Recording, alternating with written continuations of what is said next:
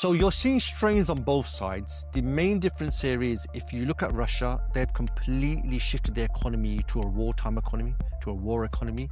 So what that means is they are completely prioritizing everything to do with the production of the war. So, missiles, components, everything needed for the war effort. So what that does is it allows economic growth for a short period of time. But what you're doing is you're disjointing your economy. So anything to do with consumer items, anything to do with what the people need, the priority will always be the war effort.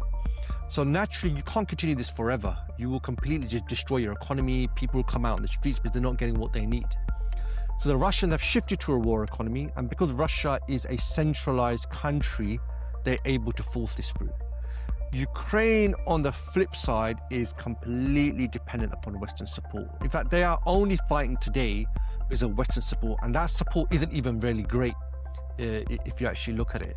So what you're seeing is when it comes to finance, when it comes to missiles, when it comes to resupply of ordnance that they've used, they're completely reliant upon the West.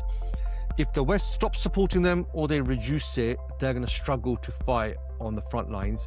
And we're seeing this already. You're seeing, I'm sure we're going to talk about, the Americans want out, although they're still financing them, which is reduced drastically, and they're arming them.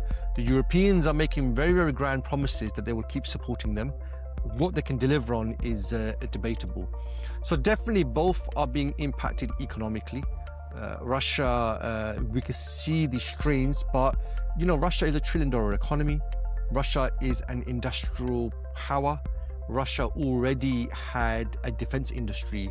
Ukraine is in a completely different league, really, when it comes to that. So that's why the external support is what's allowing her to remain in this war effort. If that changes, which it looks as, this is going to have a big impact on the front lines.